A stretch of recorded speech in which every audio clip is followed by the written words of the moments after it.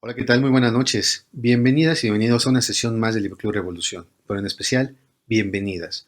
Hoy, que es un programa dedicado especialmente para las mamás. Mis compañeras, mi compañero y yo hemos preparado una selección especial para que tú lo puedas disfrutar en este día o en esta noche, depende de cuando estés escuchando nuestra grabación.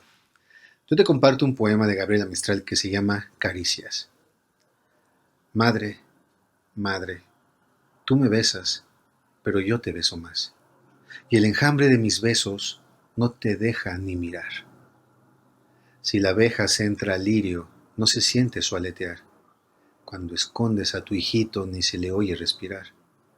Yo te miro, yo te miro, sin cansarme de mirar, y qué lindo niño veo a tus ojos asomar.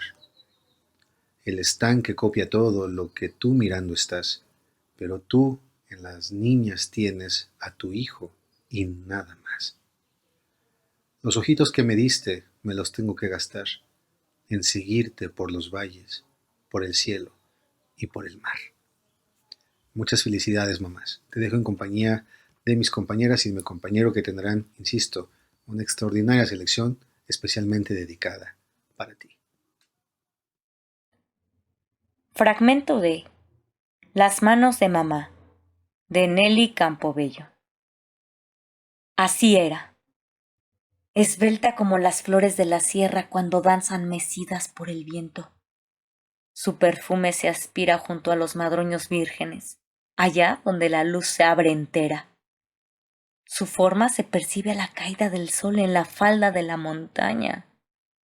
Era como las flores de maíz no cortadas en el mismo instante en que las besa el sol. Un himno, un amanecer toda ella era. Los trigales se reflejaban en sus ojos cuando sus manos, en el trabajo, se apretaban sobre las espigas doradas y formaban ramilletes que se volvían tortillas húmedas de lágrimas. Amor de ella. Brotó nuestra vida. Nos sonreía, ella como lo hacen las madres cuando son de sus hijos. Nos daba sus canciones, sus pies bordaban pasos de danza para nosotros. Toda su belleza y su juventud nos la entregó. Era esbelta, fina, ágil, sus ojos vivos y claros. Se grabaron en nuestro corazón. Movía sus brazos hasta tener la precisión de los perfiles de la sierra, pero era nuestra mamá, y su risa nos la regalaba. Jugaba, iba y venía. No parecía mujer. A veces era tan infantil como nosotros. Para hacernos felices se olvidaba de aquella horrible angustia creada en los últimos momentos de nuestra revolución. Volaba sobre sus penas como las golondrinas que van al lugar sin retorno y siempre dejaba a lo lejos sus problemas. Nosotros, el hambre, tortillas de harina, carne asada. Podíamos cerrar los ojos hasta la mañana siguiente. Mamá, fue usted nuestra artista. Supo borrar para siempre de la vida de sus hijos la tristeza y el hambre de pan. Pan que a veces no había para nadie, pero no nos hacía falta. Usted lograba hacernos olvidar lo que para nosotros era casi un imposible. Hoy, entre las luces de colores de las calles, rodando sobre los rieles sucios del tranvía, extiendo mi brazo hacia usted.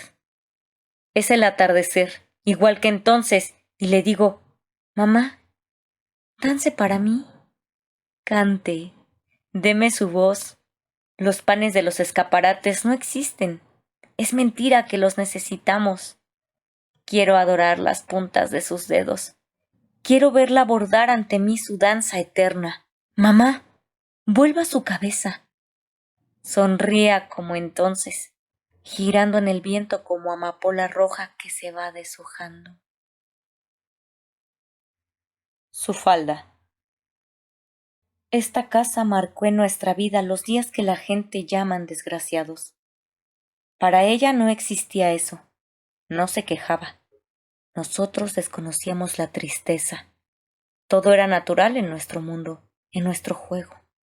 La risa, las tortillas de harina, el café sin leche, las caídas y descalabradas, los muertos, las descargas de los rifles, los heridos, los hombres que pasaban corriendo en sus caballos, los gritos de los soldados, las banderas mugrosas, las noches sin estrellas, las lunas o el mediodía.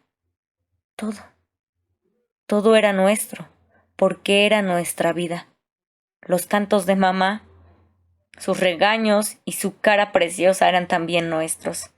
Parecíamos viejitos con los ojos que se arrugaban para distinguir la luz, la vida, las tazas, las puertas, los panes. Nuestras piernas flaqueaban al tratar de subir o bajar. La falda de ella era el refugio salvador. Podía llover, tronar, caer centellas, soplar huracanes.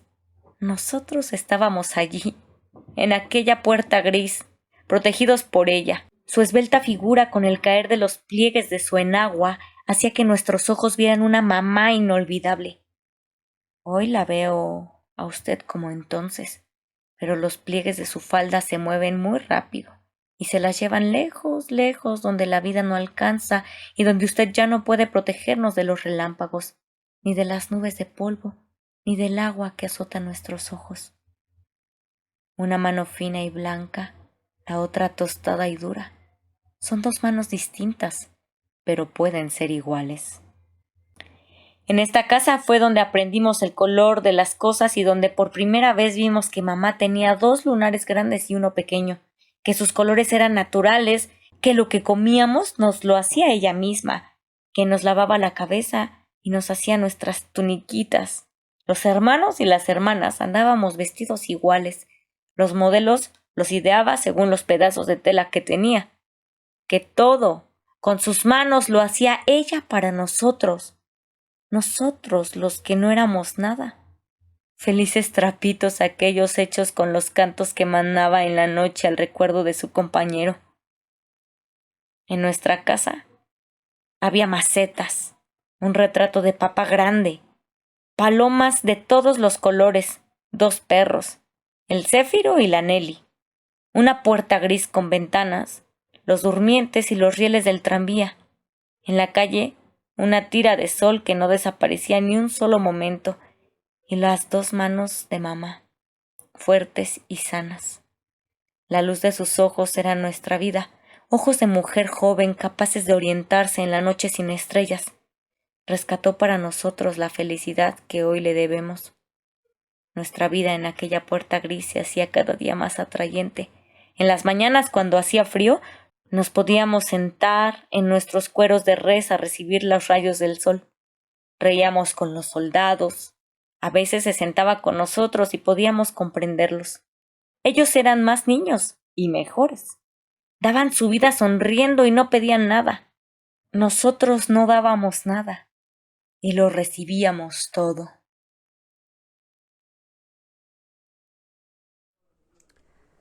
Hola, ¿qué tal? A continuación, un texto de Susana Vargas Cervantes, publicado en Revista de la Universidad de la UNAM, y se titula Día de las Madres, una invención capitalista. Todas sabemos que el 10 de mayo el tráfico en la ciudad capital aumenta 30%. Las reservaciones en restaurantes se han hecho con meses de anticipación y los negocios en general aumentan 60% sus ventas. El 10 de mayo es sagrado porque es el Día de la Madre, y las madres en México son sublimadas a la madre de todas las madres, la Madre de México, la Virgen Guadalupe. Entre venta de flores y peregrinaciones a la Basílica de Guadalupe, el comercio informal puede generar hasta 500 millones de pesos en un solo día. Celebrar a la madre es hacernos y sabernos mexicanos, no europeos o estadounidenses, sino mexicanos arraigados en las tradiciones familiares que nos caracterizan y diferencian de los vecinos individualistas. El 10 de mayo, como el día oficial para consagrar a las madres mexicanas, no fue institucionalizado en México casualmente. Al contrario, surgió como una forma de control sobre el cuerpo de las mujeres. El 13 de abril de 1922, el periódico Excelsior lanzó una convocatoria pública con el pretexto de instituir un día para celebrar a las madres mexicanas. Sin embargo, un análisis más detallado muestra que esta iniciativa de celebración fue más bien un pretexto para contrarrestar las demandas sobre maternidad que reclamaban las primeras mujeres feministas en el México de los años 20. Antes de la convocatoria del Excelsior de 1922, de boca en boca y a través de algunos medios, se habían anunciado un Congreso Feminista de Yucatán. Se convoca a todas las mujeres honradas de Yucatán y foráneas que posean cuando menos conocimientos de educación primaria al primer Congreso Feminista de Yucatán, el cual tendrá verificativo el 13 de enero de 1916 en el Teatro Peón Contreras de la ciudad de Mérida. Del 13 al 16 de enero de 1916, 617 mujeres asistieron al Congreso de Yucatán en pleno periodo de la Revolución Mexicana y discutieron las relaciones de las mujeres con la educación, el Estado y las artes, entre otros temas. Entre sus demandas estaban el sufragio femenino, así como educación sexual para ambos sexos. Desde entonces comenzaron a circular folletos informativos sobre métodos para evitar la concepción. Estas feministas se resistían, lo mismo que las actuales, por ejemplo, al control del gobierno sobre la maternidad, sobre el propio cuerpo. El Congreso Feminista de 1916 se reveló ante la imagen de mujer madre abnegada establecida durante el Porfiriato, de 1976 a 1911, cuando los miembros de los movimientos de reforma social comenzaron a señalar cómo las madres eran clave para la creación de un México moderno. A la mujer madre se le delegó toda la responsabilidad de criar buenos ciudadanos. Bajo el lema de orden y progreso, se esperaba que el país se convirtiera en una nación próspera y civilizada. Para esto, era imprescindible crear una clase media ilustrada. En este periodo, todas las clases sociales se tenían que moldear según la imagen promovida por el gobierno, especialmente dirigida a las mujeres, que tenían la tarea de convertirse en el ángel guardián del hogar. Este énfasis sobre el papel de las mujeres en la reforma moral instauró un culto a la domesticidad femenina en el que ellas tenían la tarea más importante, la de crear un hogar blanco. Es decir, las buenas madres eran responsables de instaurar dentro de casa los valores capitalistas, aquellos que un ciudadano moderno debía tener: higiene, puntualidad y organización. Una buena familia no distinguía entre hogar y trabajo y, de esta forma, las mujeres procreaban hijos ciudadanos que tuvieran una ética de trabajo capitalista. Era responsabilidad de la mujer, para quien la mejor opción era ser madre y cumplir con la obligación patriótica de instaurar un nuevo México moderno e independiente. Doctores, expertos en salud pública, criminólogos, enfermeras y maestros, trabajadores sociales y organizaciones de mujeres católicas, dueños y trabajadoras de fábricas, vieron el símbolo de la maternidad como algo para manipular a fin de crear un México moderno, para tener una mano de obra dócil o para agitar las mejores condiciones de trabajo y los derechos políticos. Desde el Porfiriato hasta después de la Revolución Mexicana de 1910, la noción de maternidad fue fundamental en los debates sobre ciudadanía. En paralelo, a partir del primer Congreso Feminista de 1916 en Yucatán, se formaron por todo el país grupos de trabajo donde se discutían asuntos como la educación sexual. Se crearon folletos que para muchas mujeres tenían un valor ético. Sin embargo, para el ala conservadora del país, esta información era considerada socialista y antiburguesa. La regulación de la natalidad se convirtió, nada sorprendente, en una discusión capitalista. Para muchas mujeres era importante aspirar a ser algo más que madres, jefes del hogar, como lo dijo Josefita García en 1922. Las demandas feministas fueron apoyadas en Yucatán por el gobernador Salvador Alvarado, que avaló el Congreso Feminista y lo apoyó económicamente. Su sucesor, Felipe Carrillo Puerto, también favorecía las demandas sociales en pos del divorcio y la educación sexual para las mujeres, además de impulsar las ligas feministas e ir en contra de los espacios solo para hombres, como cantinas, prostíbulos y palenques. Que las mujeres pudieran educarse sexualmente, divorciarse y controlar si querían o no tener hijos y cuándo, o simplemente tener sexo sin procrear, fue una amenaza tan grande para los conservadores que el periódico Excelsior lanzó la campaña para crear un Día de la Madre el mismo mes en que la Virgen de Guadalupe fue proclamada en 1737 la Madre de México, la patrona de México. Así, la maternidad se convirtió no solo en una función social, sino sobre todo en un rol sagrado para las mujeres mexicanas. La campaña suicida y criminal a la que hace referencia el Excelsior es la repartición de folletos inmorales relacionados con la maternidad, así como una campaña feminista traducida de hecho al maya en Ticul, donde mujeres como Nelly Aznar abogaban por un matrimonio natural y un alejamiento de la Iglesia que representaba la ignorancia y la continuidad de la esclavitud. La aberración que predican los racionales exaltados a las que hace alusión esta convocatoria es la enseñanza escolar laica y sobre educación sexual por la que las feministas abogaban. El entonces secretario de Educación Pública, el licenciado José Vasconcelos, acogió el proyecto proclamado por el Excelsior y ofreció su ayuda moral efectiva para que primero la niñez escolar del país sea la que rinda homenaje a las santas y abnegadas mujeres que han contribuido a la prolongación de la familia mexicana con su noble y alto ejercicio de las funciones de la maternidad. De esta forma, casi 100 años después, siguen llevándose a cabo festivales para el Día de la Madre en todas las escuelas de la República. Ese mismo año, 1922, el arzobispo de México legitimó la campaña del Excelsior.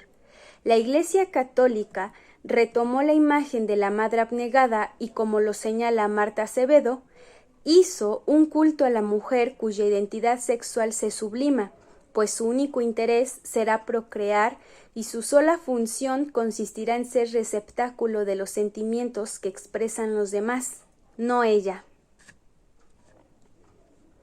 Claro que durante todos estos años ha habido resistencias. Desde los años 70 el grupo feminista Mujeres de Acción Solidaria se ha manifestado en contra del mito de la madre.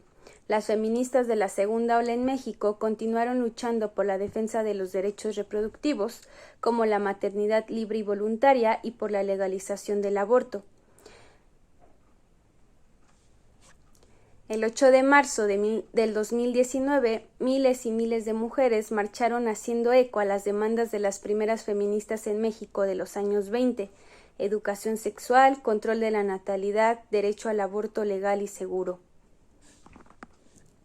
Ese mismo año, también como parte de la marcha del 8M, se levantó el antimonumento contra los feminicidios. En lo que va del año del 2019 se habían registrado más de 130 mujeres asesinadas.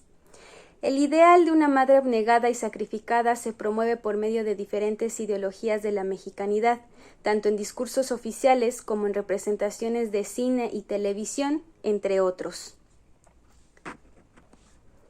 Es decir, se determina a las mujeres cómo son, cómo se ven y qué hacen.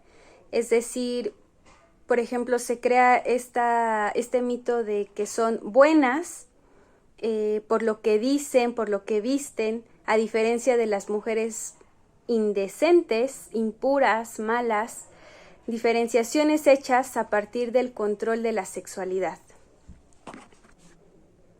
Por mi parte sería todo. Nos vemos. Y continuamos en una noche más del Libro Club Revolución leyendo en casa. Soy Carlos Mota y me da mucho gusto saludarte en esta emisión especial por el Día de las Madres. Es por ello que esta noche leeré algunos poemas de escritores famosos alusivos a este día. Sin más, el primero de ellos se titula A mi madre, de Vicente Rivapalacio. Oh, cuán lejos están aquellos días en que cantando alegre y placentera, jugando con mi negra cabellera, en tu blando regazo me dormías. Con qué grato embeleso recogías la balbuciente frase pasajera que, por ser de mis labios la primera, con materna orgullo repetías. Hoy que de la vejez en el quebranto mi barba se desata en blanco armiño y contemplo la vida sin encanto, al recordar tu celestial cariño de mis cansados ojos brota el llanto, porque, pensando en ti, me siento niño. Un golpe di con temblorosa mano sobre su tumba venerada y triste, y nadie respondió. Llamé en vano porque la madre de mi amor no existe. Volví a llamar, y del imperio frío se alzó una voz que dijo, sí existe, las madres nunca mueren, hijo mío. Desde la tumba te vigilo triste. Las madres nunca mueren. Si dejan la envoltura terrenal, suben a Dios en espiral de nubes. La madre es inmortal. El siguiente poema se titula Palabras a mi madre, de Alfonsina Storni. No las grandes verdades yo te pregunto, que no las contestarías. Solamente investigo si cuando me gestaste fue la luna testigo por los oscuros patios en flor paseándose, y si cuando en tu seno de fervores latinos yo escuchando dormía un ronco mar sonoro, te adormeció las noches y miraste en el oro del crepúsculo hundirse los pájaros marinos, porque mi alma es toda fantástica, viajera, y la envuelve una nube de locura ligera, cuando la luna nueva sube al cielo azulino, y gusta si el mar abre sus fuertes pebeteros, arrullada en un claro cantar de marineros, mirar las grandes aves que pasan sin destino. El siguiente y último poema se titula Amor, de Pablo Neruda. Mujer, yo hubiera sido tu hijo, por beberte la leche de los senos como de un manantial, por mirarte y sentirte a mi lado y tenerte, en la risa de oro y la voz de cristal.